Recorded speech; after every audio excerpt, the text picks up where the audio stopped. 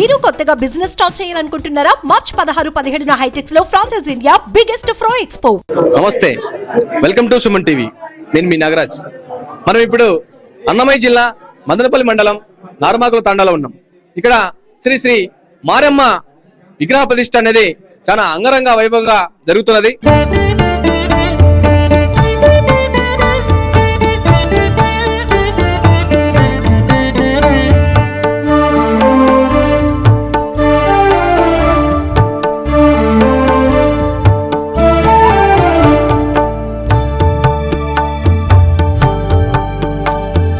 మూడు రోజుల పాటు విగ్రహ ప్రతిష్టకు ఏవైతే అవసరమో ఆ పూజలన్నీ చేసి కూడా అమ్మవారిని ప్రతిష్ఠించడం జరిగింది.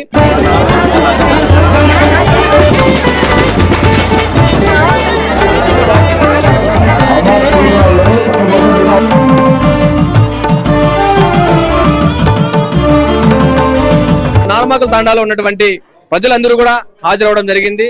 ఇక్కడ జరిగిన ప్రతి పూజా కార్యక్రమానికి ఇక్కడ ప్రతి ఇంటి వాళ్ళు ప్రతి ఒక్కరూ వచ్చి ఈ ప్రతిష్టలో పాల్గొనడం జరిగింది. ఈ గుడిని ఈ నార్మాకుల తాండా పూర్వ ప్రజలు మొత్తం కూడా విరాళాలు సేకరించి ప్రతి ఒక్కరు కూడా వాళ్ళు తోచినంత సాయం చేసి ఈ గుడిని నిర్మించడం జరిగింది. అయితే ఈ ఒక్క నార్మాకుల తాండా కాకుండా చుట్టుపక్కల ఉన్న ఊర్ల వాళ్ళు కూడా ఇక్కడికి వచ్చి అమ్మవారిని దర్శించుకోవడం జరుగుతుంది. ఇక్కడికి కొంతమంది ప్రముఖులు కూడా రావడం జరిగింది. వచ్చి అమ్మవారిని దర్శనం చేసుకొని వెళ్లి ఎంతో ఆశీస్సులు పొందారని వీళ్ళు ఇక్కడ ఉన్న స్థానికులు చెప్తున్నారు. అయితే నార్మాకుల తాండాలో ఉన్నటువంటి ఈ ప్రజలు అమ్మవారి గురించి విశిష్టత గురించి ఇప్పుడు మనం తెలుసుకుందాం రండి.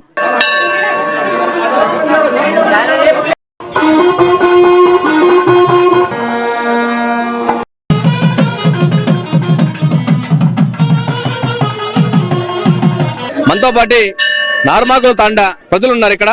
అలాగే మనతో పాటు నార్మాకుల తాండా ఎంపీటీసీ విజయ్ కుమార్ గారు ఇక్కడ ఉన్నారు. ఆమెతో మాట్లాడి మారమ్మ గారి విశిష్టత ఏంటనేది డైరెక్ట్ గా మనం ఆమెతో మాట్లాడి తెలుసుకుందాం. నమస్తే అమ్మా. నమస్తే. ఈ నార్మాకుల తాండాలో ఇంత పెద్ద గుడి నిర్మిస్తున్నారు. దాని గురి ఎల్లమ్మ గారి విశిష్టత ఏంటి?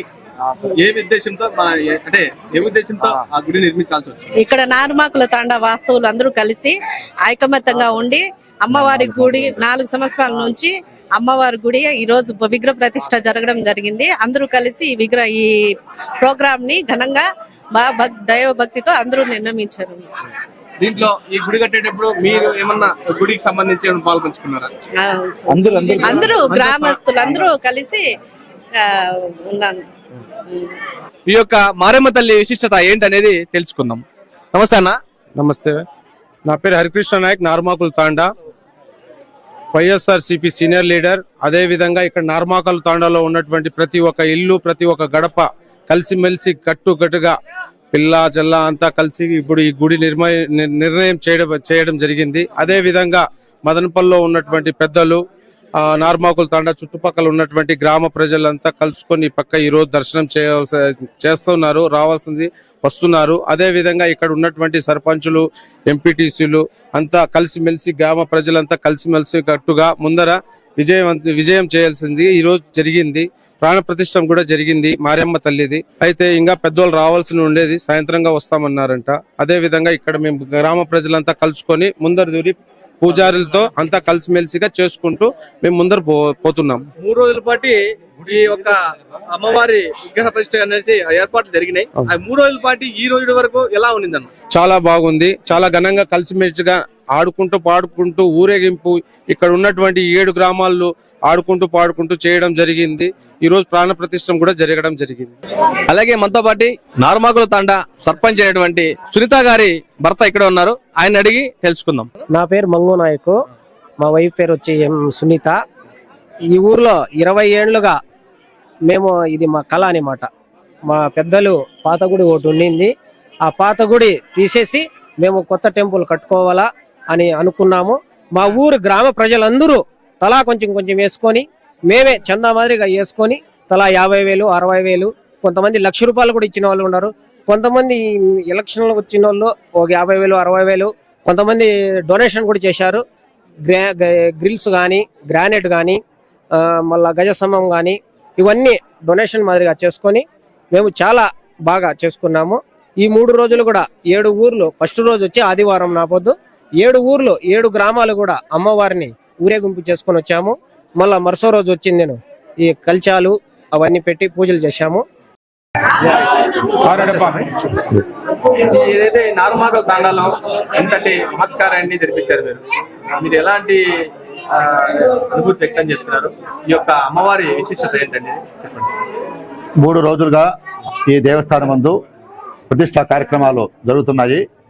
మొదటి రోజు ఉదయం గణపతి పూజ, గో పూజ, గంగ పూజ, స్వస్తివాచన, నాంది మాతృగా పూజ, తర్వాత కంకణధారణ, అఖండ దీపారాధన ఇవన్నీ జరిగినాయి. కలశ స్థాపన జరిగినాయి. సాయంకాలము మళ్ళా ప్రదోష పూజ, సాయంకాలం మరలి అమ్మవారికి జల క్షీరావాసములు జరిగినాయి. మొదటి రోజు కార్యక్రమం అయిపోయింది. రెండో రోజు ఉదయము ప్రాతః పూజ అయింది. 32 ద్రవ్యాలతో అమ్మవారి శుద్ధి చేయడానికి మహాస్నాపనం అనే కార్యక్రమం జరిగింది. తర్వాత శిఖరం పైన కలశ స్థాపన జరిగింది. అమ్మవారికి ధాన్యాద వాసము జరిగినది.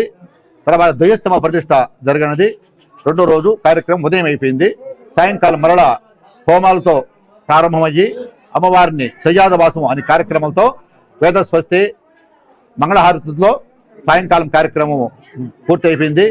ఈరోజు ఉదయము ప్రాతః పూజతో ప్రారంభమయ్యి అమ్మవారిని ప్రతిష్ఠించడము, తర్వాత ప్రాణ ప్రతిష్ట, కళాన్యాసము, నేత్రోల మిలన అనే కార్యక్రమంతో జరిగి తర్వాత నవగ్రహ హోమాలతో పూర్ణాలతో మహమ్మారి కార్యక్రమం పూర్తి అయిపోయి కలశోద్వాసంతో అమ్మవారికి పంచామృత అభిషేకములతో కుంభాభిషేకంతో కార్యక్రమం పూర్తి.